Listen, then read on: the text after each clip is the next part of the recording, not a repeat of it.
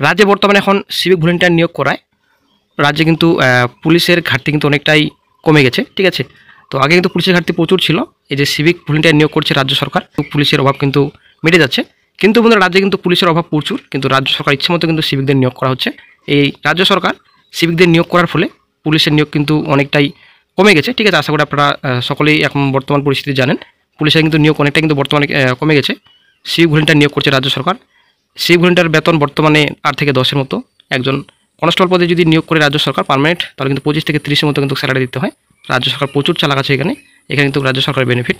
Civic volunteer বর্তমানে রাজ্যে কি করছে তো আশা করি আমরা সকলেই জানি। তো সিভিক ভলেন্টিয়াররা কিন্তু অনেক কিছু কাজ করছেন, ভালো কাজ করছেন, অনেক জায়গায় কিন্তু খারাপ কাজও করছেন। সিভিক ভলেন্টিয়ার বর্তমানে নিজের পরিচয় দিচ্ছেন, আশা করি আমরা সকলেই জানি। সবাইকে বলছি না, কিছু কিছু সিভিক ভলেন্টিয়ার এতটা জঘন্য খারাপ কাজ করে সেটা কিন্তু বলার মতো কিছু থাকে না। একটা গুরুত্বপূর্ণ ব্রেকিং আপডেট উঠে আসছে, সিভিক ভলেন্টিয়ারের চাকরি বাতিল, ঠিক আছে। এর এক সিভিক ভলেন্টিয়ারের কুকরীতি ঘিরে শোরগোল, কনস্টেবল পোশাক পরে দাদাগিরি, পুলিশের জালে প্রগতি ময়দান থানার ভলেন্টিয়ার নীরজ সিং। গত বছর আরজিকর কাণ্ডে দোষী সাব্যস্ত সঞ্জয় রায়ও সিভিক ভলেন্টিয়ার। এছাড়াও বিভিন্ন সময় সিভিক ভলেন্টিয়ারদের বিরুদ্ধে দাদাগিরির অভিযোগ উঠেছে। সিভিকের দায়িত্ব বুঝিয়ে দিয়েছে সুপ্রিম কোর্ট ও কলকাতা হাইকোর্ট। সিভিক ভলেন্টিয়ারের নিয়োগে রাজ্যের নির্দিষ্ট গাইডলাইন রয়েছে, তারপরেও সিভিকের দাদাগিরিতে লাগাম টানা যায়নি। সিভিকের ক্ষমতা কতটা তা নিয়ে প্রশ্ন উঠেছে। চলতি সপ্তাহে পাশ করা এক কিশোরকে চিপসের প্যাকেটে চুরির অপবাদ দিয়ে দাদাগিরির অভিযোগ উঠে দোকানদার তথা সিভিক ভলেন্টিয়ারের বিরুদ্ধে। গত মার্চে দাবি মতো তোলা না দেওয়া মালদহে এক গাড়ি চালককে টেনে হিচড়ে নামিয়ে ঘরে ঢুকে মারধরের অভিযোগ উঠে 3 সিভিক ভলেন্টিয়ারের বিরুদ্ধে। গত বছর আগস্টে আরজিকর কাণ্ডের পর স্মৃতির মোড়ে মদ্যপ অবস্থায় দাদাগিরির অভিযোগ উঠে এক সিভিক ভলেন্টিয়ারের বিরুদ্ধে। আবার কয়েকদিনের মধ্যে বরাহনগরে লরি থেকে টাকা তোলা নেওয়া হয়, এক মহিলা সিভিক ভলেন্টিয়ারকে ধরে ফেলেন।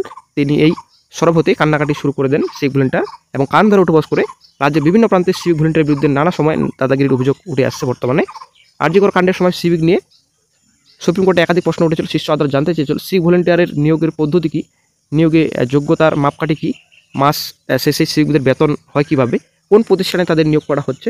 বাম জামানায় রাজ্যে গ্রিন পুলিশ ছিল, 2011 সালে রাজ্যে ক্ষমতা আসার পর সিভিক ভলেন্টিয়ার নিয়োগ করে তৃণমূল সরকার। এখন সিভিক ভলেন্টিয়াররা মাসে 10,000 টাকা পান। জানা গেছে রাজ্যে বর্তমানে 1,30,000 সিভিক রয়েছে। রাজ্যের স্বাস্থ্যকেন্দ্রে সিভিকের সংখ্যা 4,522 জন, এর মধ্যে 870 জন মহিলা সিভিক। 2011 সালের নির্দেশে রাজ্য সরকার জানিয়েছিল সিভিক ভলেন্টিয়ার হতে গেলে অবশ্যই মাধ্যমিক পাস, বয়স হতে হবে 20 থেকে 30 বছরের মধ্যে। তবে 2017 সালে বদল আনা হয় নিয়মে, 10ম শ্রেণী বদলে 8ম শ্রেণী পাস করলে আবেদন করা যাবে বলে নতুন বিজ্ঞপ্তি জারি করা হয়।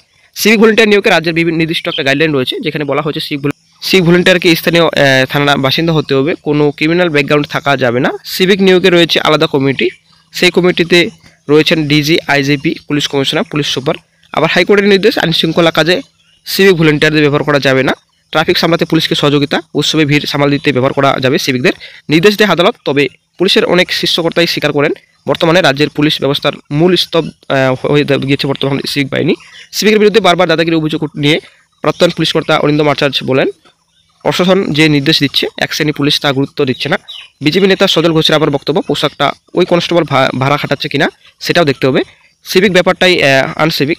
সিভিক বলে যাদের নেওয়া হচ্ছে তাদের বেশিরভাগই তৃণমূল দুষ্কৃতী, তারা আগেও তোলাবাজি করতো, এখনও তোলাবাজি করছে।